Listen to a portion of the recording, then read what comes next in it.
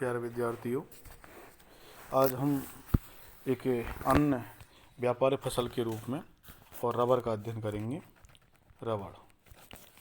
रबड़ एक बहुत ही महत्वपूर्ण और उपयोगी फसल है, कच्चा पदार्थ है। जैसा कि आज हम देख रहे हैं कि इस आधुनिक और विकसित दुनिया में और जैसे जैसे तकनीक का विस्तार हो रहा है, वाहनों की बढ़ोतरी हो रही है, नए नए क्षेत्र विकसित हो रहे हैं, वैसे वैसे रबड़ की डिमांड भी बढ़ती जा रही है और उसका उपयोग भी बढ़ता जा रहा है। तो रबड़ आज हम अपने घरों में, उद्योगों में, ऑफिसों में देखते हैं तो रबड़ का इस्तेमाल बहुत अधिक बढ़ चुका है, क्योंकि रबड़ एक जलरोधी एंड वाटरप्रूफ है और रबड़ एक औद्योगिक फसल भी इस रूप में इस्तेमाल हो गई, क्योंकि साधारणतः रबड़ का इस्तेमाल हम उसको कच्चे पदार्थ के रूप में नहीं कर सकते। इसलिए रबड़ एक फसल जो है जो कच्चे पदार्थ के रूप में इस्तेमाल होती है, जो कि किसी कारखाने में जाकर के और उपयोगी रबड़ बनती है। तो रबड़ जो है वो हेविया, एक वृक्ष का नाम है, हेविया ब्रासिलियस, हेविया और ब्रासिलियसिस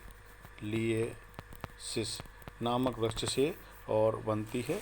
और इसकी दूध जो है उसको बोलते हैं लेटेक्स।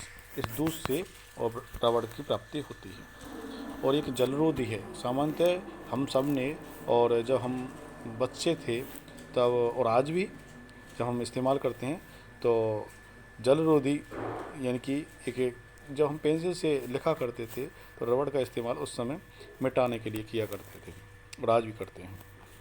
रबड़ एक जलरोधी तो है ही और जलरोधी के साथ साथ कुचालक भी है, तो इसलिए रबड़ का इस्तेमाल बिजली के सामानों में विशेष रूप से होता है।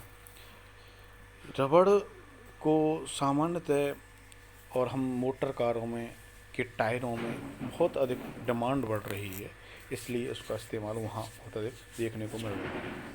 रबड़ जो कि प्राकृतिक रबड़ है और उससे पूर्ति संपूर्ण विश्व के डिमांड की नहीं हो पा रही है, इसलिए संश्लिष्ट रबड़, आर्टिफिशियल रबड़ का भी अब नया तरीके से उसका इस्तेमाल किया जाने लगा है और वो प्राकृतिक रबड़ का स्थान भी ले रही है। रबड़ की जो किस्में हैं उनमें हम देखते हैं हेवी वार्सिलियस, जिसको ब्राज़ील रबड़ बोलते हैं, एक कैस्टिलोआ रबड़ है जो कि कैरिबियन क्षेत्र में होती है, अफ्रीकन रबड़ और एक है भारतीय रबड़, जिसको असमी रबड़ या फिक्स इलास्टिका रबड़ भी बोलते हैं। ये कुछ रबड़ों की किस्में हैं। रबड़ उत्पादन के लिए जो भौगोलिक दशाओं की आवश्यकता होती है कि भौगोलिक दशाएं कैसी हों रबड़ के पौधे के लिए, तो मुख्यतः जो रबड़ का जो पौधा है वो उष्णकटिबंधीय क्षेत्रों में यानी कि भूमध्य रेखीय क्षेत्रों में विशेष रूप से मिलता है। आप इस क्षेत्र को देखें तो ये भूमध्य रेखीय क्षेत्र है, क्योंकि भूमध्य रेखा का जो निकास है वो यहाँ से होता है। तो भूमध्य रेखीय क्षेत्रों में और रबड़ का उत्पादन मुख्यतः होता है। इसके लिए अधिक तापमान और वर्षा की बहुत अधिक आवश्यकता होती है और ये जो उपयुक्त क्षेत्र है इसके लिए कि तापमान और वर्षा दोनों ही अधिक हो। उष्णार्द्र जलवायु वाला जो क्षेत्र है, उष्णार्द्र जलवायु का जो क्षेत्र है वो भूमध्य रेखीय ही क्षेत्र है। इस प्रकार हम देखेंगे तापमान लगभग 22 डिग्री सेल्सियस से अधिक और आर्द्रता भी अधिक होनी चाहिए। वर्षा लगभग 200 से 300 सेंटीमीटर होनी चाहिए। बहुत अधिक वर्षा की आवश्यकता रबड़ के पौधे के लिए होती है। मृदा के संदर्भ में हम देखें तो मृदा रबड़ के लिए क्षार रहित होनी चाहिए, नॉन एल्कलाइन होनी चाहिए और लेटेराइट मृदा से लेकर उर्वर हो सकती है। लेटेराइट मृदा प्राय इन क्षेत्रों में मिलती है, लेटेराइट मृदा, और सुप्रभावित क्षार रहित होनी चाहिए। इसके बाद हम देखते हैं कि जो श्रम है वो सस्ता श्रम होना चाहिए, पर्याप्त पूंजी होनी चाहिए। और आजकल जो रबड़ के या पहले भी रबड़ के जो बड़े बड़े फार्म हुआ करते थे वो उनमें बहुत बड़ी बड़ी पूंजी लगी हुई होती थी और सामान्यतः ये देखा जाता है क्योंकि रबड़ के जो उद्यान हैं वो तो जलवायुगत परिस्थितियों के कारण भूमध्य रेखीय क्षेत्रों में हैं, लेकिन वहाँ पूंजी विकसित देशों की लगी हुई है, यूरोपीय देशों की लगी हुई है, अमेरिकी देशों की लगी हुई है। तो इस प्रकार पूंजी किसी की और क्षेत्र को कहीं और। तो इस प्रकार पूंजीपतियों के बड़े बड़े बगीचे हैं ये, जहाँ से रबड़ का उत्पादन होता है। विश्व में यदि रबड़ का उत्पादन देखें तो दुनिया का सर्वाधिक उत्पादन और एशिया में होता है। आप इसे मानचित्र में देख रहे हैं कि ये एशिया के दक्षिणी और दक्षिणी पूर्वी हिस्सा ही है। रबड़ का महत्वपूर्ण उत्पादक क्षेत्र है। यहाँ पर भारत तो है ये अल्प मात्रा में जहाँ उत्पादन होता है, लेकिन सर्वाधिक मात्रा में जो उत्पादन होता है उनमें थाईलैंड, इंडोनेशिया आप देखेंगे कि थाईलैंड, इंडोनेशिया, ये और ये मलेशिया आपका, और इसके अतिरिक्त फिलीपींस, वियतनाम, कंबोडिया, ये अन्य देश हैं। तो सबसे पहले हम देते हैं थाईलैंड। थाईलैंड तो थाईलैंड में हम देखेंगे कि यहाँ पर और छोटे जो कृषक हैं और वहाँ रबड़ पैदा की जाती है 10% भाग पर। और दक्षिणी थाईलैंड में गर्मोत्तर जलवायु है। और थाईलैंड लगभग विश्व का 33 से 35% उत्पादन रबड़ का करता है, यानी सबसे बड़ा देश है रबड़ उत्पादन का। और इसलिए वो घरेलू आवश्यकताएं कम हैं और विकासशील प्रकार का देश है, इसलिए यहाँ की आवश्यकताएं कम होने के कारण और रबड़ का ये निर्यात करता है, तो सर्वाधिक निर्यातक देश है। इसके बाद दूसरा देश देखते हैं हम, इंडोनेशिया।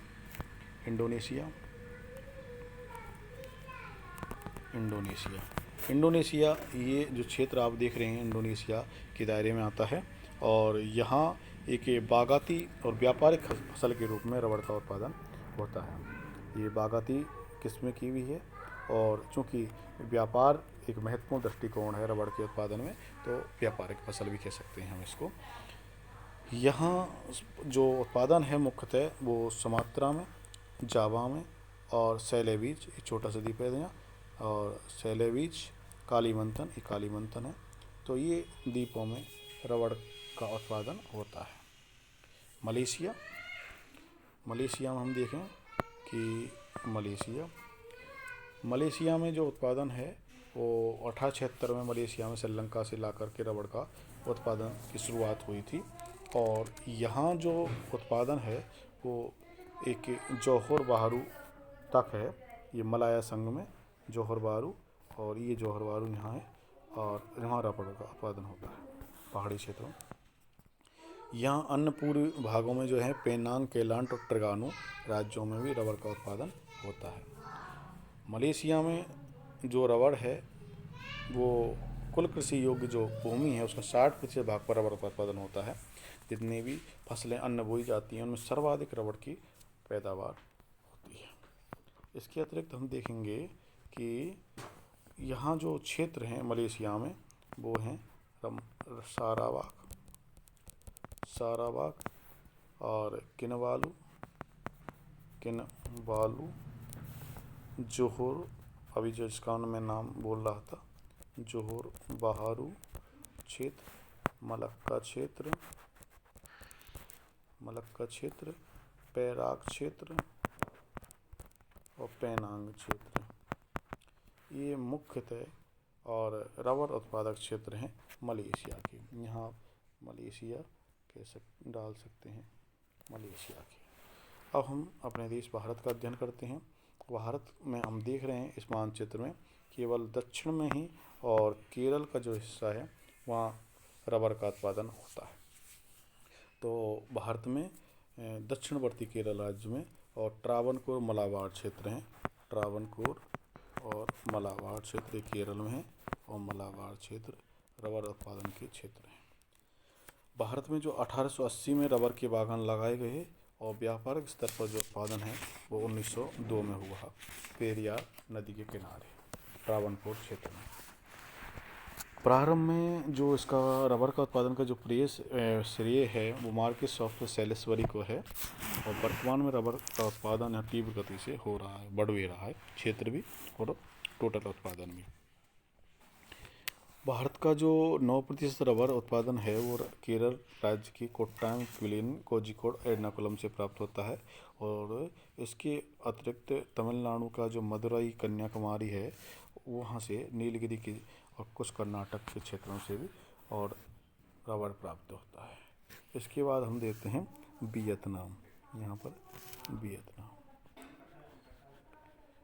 वियतनाम वियतनाम में हम देखते हैं कि यहाँ कंपूचिया की सीमा या कंबोडिया की सीमा से जो लगा हुआ सेंट जैक्स क्षेत्र है, सेंट जैक्स क्षेत्र, यहाँ रबर का उत्पादन होता है वियतनाम में।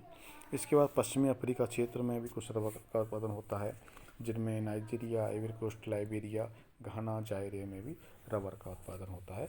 यहाँ अमेरिका फायर स्टोन कंपनी का अधिकार है, यानी कि ये क्षेत्र गरीबी वाले क्षेत्र हैं अफ्रीकी जो देश हैं, तो इनमें अमेरिका की उद्योगपतियों की पूंजी लगी हुई है, अमेरिकी पूंजी लगी हुई है।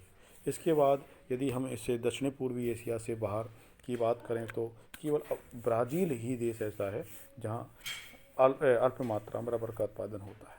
यहाँ 1876 में सर हेनरी और बिकहम नामक अंग्रेज विद्वान ने और रबर का उत्पादन शुरुआत की थी, इंग्लैंड की क्यूगार्ड से बुलाया था। और यहाँ जो रबर का उत्पादन है वो ब्राज़ील में अमेजन बेसिन में मुख्यतः होता है, अमेजन बेसिन में होता है रबर का उत्पादन। अमेजन बेसिन, ये अमेजन नदी का नाम है और उसके बेसिन में रबर का उत्पादन होता है। लेकिन यहाँ पर जो रबर का उत्पादन है वो लगभग पिछड़ा हुआ है, क्योंकि अस्वास्थ्यकर जलवायु है, तो श्रमिक को नुकसान होता है, जनसंख्या घनत्व कम है, परिवहन के साधनों की कमी है और वैज्ञानिकता का अभाव है। इस प्रकार रबर का उत्पादन ब्राज़ील में या हम कहें दक्षिण पूर्वी एशिया के जो बाहर के देश हैं वहाँ पर कम होता है। लेकिन आज हम ये देखते हैं कि जब हम प्राकृतिक रबर का हम अध्ययन कर रहे हैं तो एक नई रबर, क्योंकि हम जब एक देखते हैं कि विश्व के मानचित्र में कि इस छोटे से क्षेत्र में ही रबर का 90% से अधिक उत्पादन होता है, तो रबर की जो डिमांड है वो विकसित प्रकार के देशों में सर्वाधिक रहती है। वो देश या तो इन देशों में पूंजी लगाएं या फिर कोई और एक नया विकल्प तैयार करें।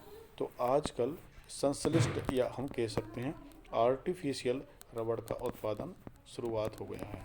ये प्राकृतिक रबर की तुलना में बेहतर है और जिनकी देशों के पास पूंजी है, तकनीक है, उन देशों में विशेष रूप से यूरोप के देश या अमेरिका आदि देश, जापान आदि देश, तो इस प्रकार के देश और अपने यहाँ आर्टिफिशियल रबर का उत्पादन कर रहे हैं। और विश्व की लगभग 25% जो रबर है वो कृत्रिम 25% जो कृत्रिम रबर है वो अकेला यूएसए कर रहा है।